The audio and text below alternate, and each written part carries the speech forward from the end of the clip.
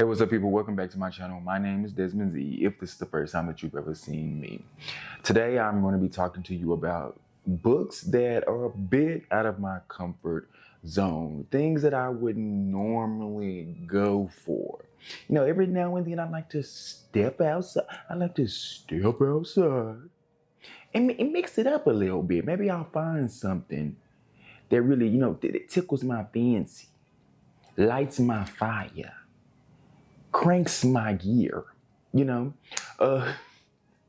Let's just get into the video. Starting with Blood at the Root. This is a fantasy novel, a YA fantasy novel, if you want to be specific about it. One, y'all know I don't read a lot of YA books. Two, y'all know I really don't read fantasy like at all. I probably have about 2 or 3 books that could actually be considered fantasy on my shelves, and any other ones that I've tried to read before, like it really is a no-go for me.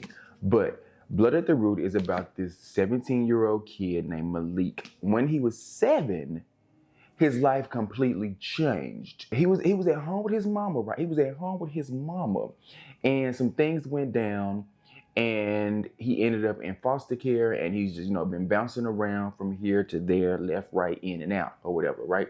So finally, he emancipates himself once he's fed up, he's done with it, because his foster parents are like abusive and they're only basically using them to get the check. But he has a foster brother. Well, he just considered it's his brother. Foster is not needed. That is his brother, whose name is Tay.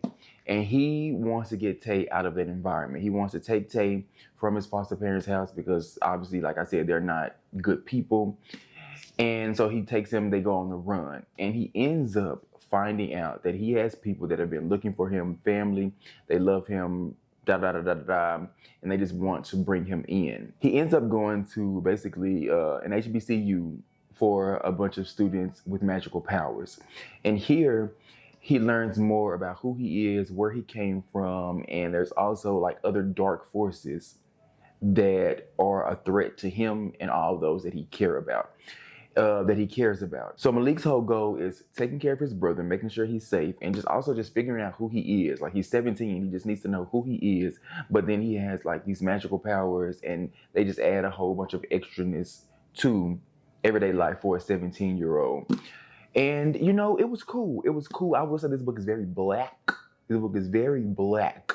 Like the slang, the language, I see this being a 17-year-old in my family, a 17-year-old that like I went to school with. Like this feels like a real young Black American, I will say, Black American 17-year-old kid. There were times where I feel like, mostly at the beginning, it leaned very heavy into, I guess, just the everyday language of most Black Americans. I won't say all, most Black Americans, but it felt kind of forced at first. Like it didn't feel natural. It wasn't flowing for me. It felt like we were just really leaning into it for the sake of leaning into it versus this is how, people would actually speak naturally. But then it kind of evened out. So maybe it was just me just getting used to the author's writing. Either way, in the end, I enjoyed the book.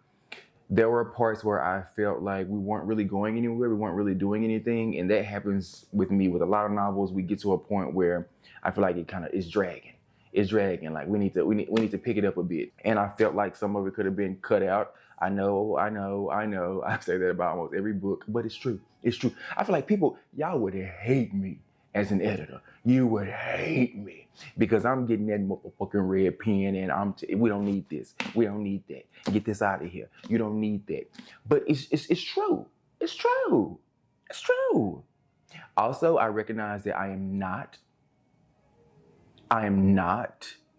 a regular fantasy reader. I recognize the fact that I'm outside the club. I recognize that.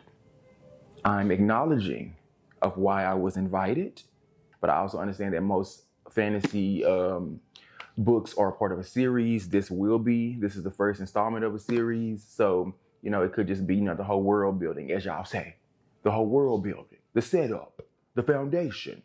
I know the lingo. I know the words, okay? Canto Contigo. This is another young adult novel. I don't know what it was. I don't know what's happening. I don't know what's going on. But you know, young adult is they sneak it. They sneak it in. They sneak in their way into my onto my shelves, into my collection, into my reading habits. So Rafi and Ray, they're two high school seniors. They're entering their senior year of high school, I believe. Yeah. And they are both a part of my mariachi bands, separate mariachi bands. They go to different schools, blase. They meet at this party, right, in San Antonio, and they, you know, doing a little underage drinking. They doing underage drinking, they partying in the hotel. They supposed to be asleep. They here for a competition. But they went back to the hotel, somebody having a little party. And then after that night, you know, they go their separate ways. They go back to their hometowns or whatever, wherever they live. Rafi ends up transferring. Rafi ends up transferring? Why can't we not speak? Rafi transfers to a new school because his dad gets another job. So he has to switch schools or whatever. Ends up being the same school that Ray goes to. So now they're both in the same band, but Rafi is used to being, he's used to being the lead singer. He's used to running the show, being a star, blase. And he does it because his grandfather, who passed, he wants to make him proud. He wants to, carry on the legacy of singing and, being in a mariachi band and making sure that his abuelo is proud of him, okay? And then he will stop at nothing to make sure he's letting nobody get in his way. He's got blinders on. So Ray, even though he like you, even though he want to be your boo, that don't mean nothing. At the end of the day, you just another hurdle in his way. Poet. And I didn't even know it. It's high school drama. It's a love story. At 17, 18, everything that you go through is the end of the world, and that's basically what happens here. I really did enjoy this. There was another part. This, at one point, I feel like it drug a bit, but you know what? There's a slow point in every book. In the end, it did get me back after it had slowed down a bit, and there's a really emotional scene at the end that I felt like needed to happen. I was waiting for it, and I was like, oh, I really hope it happens. And it did happen with Rafi. Early Riser. I have not read this book yet. I have not read it yet. So just small disclaimer, okay? Small disclaimer. I bought this book a while ago. Every winter, the human population hibernates. And there's a certain group that ensures that the sleeping people are safe, that during their hibernation passage, and suddenly there's an outbreak, a viral outbreak of dreams that is dismissed as nothing more than a quirky artifact born of the sleeping mind. But then the dreams start to kill people. I really don't understand what exactly is happening here, but it intrigued me a bit. Real Americans. Now, this isn't really outside of my comfort zone. This is a literary fiction novel, and y'all already know literary fiction is literally 90% of the books I would say 80, maybe 85. 85% of the books I read are literary fiction. That's what happens here on this channel. We already know this. But the reason why I'm including this one is because I had my reservations about it. I had my reservations about Real Americans, and it was just, I read the synopsis and it seemed interesting, but at the same time, I felt like, this might not really be for you, Desmond. Skip this one. But I got it anyway. I'm DNFing Real Americans because I'm not enjoying it. I'm not enjoying it at all. This book is told in 3 parts. We start with Lily. It's 1999. She's a Chinese woman living in America. She's born and raised in America, but of course, she goes through the whole thing of, no, where are you really from? I'm from here, bitch.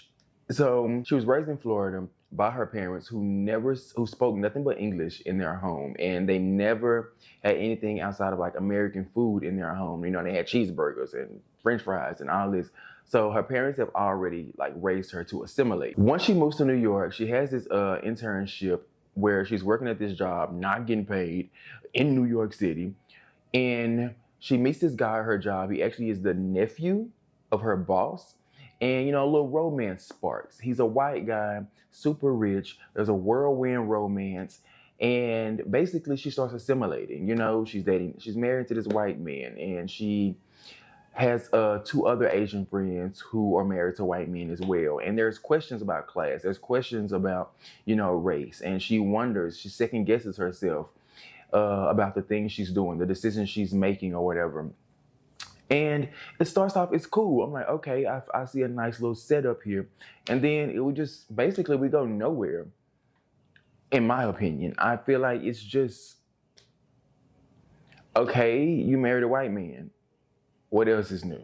Okay, you have a baby. Okay, you question yourself about who you are, what you are, your relationship with this man. I don't. I feel like at the end of that section, I didn't get anything. Now I'm sure there could be more revelations in the next section with the son.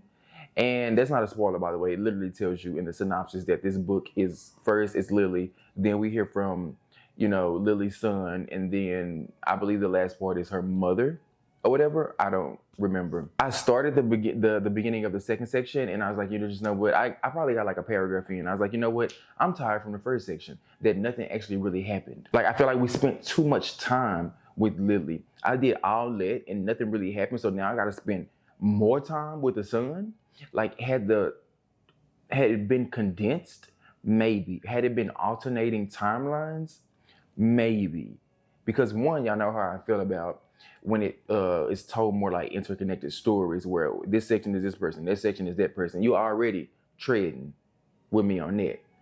And then also dual timelines don't always work for me, but I feel like that would have been at least more interesting than what I was getting. So yeah, as for now, that's a DNF. I don't see myself going back to it. So it's a semi. Actually, no, it's just DNF. I don't see myself going back to it. It's got a lot of great reviews. A lot of people are really loving it. So maybe it just wasn't for me. It didn't work out for me. There are a lot of other people who love it. So maybe look to them. Maybe look to them for a bit of camaraderie for real Americans. Because yeah, it didn't really work for me.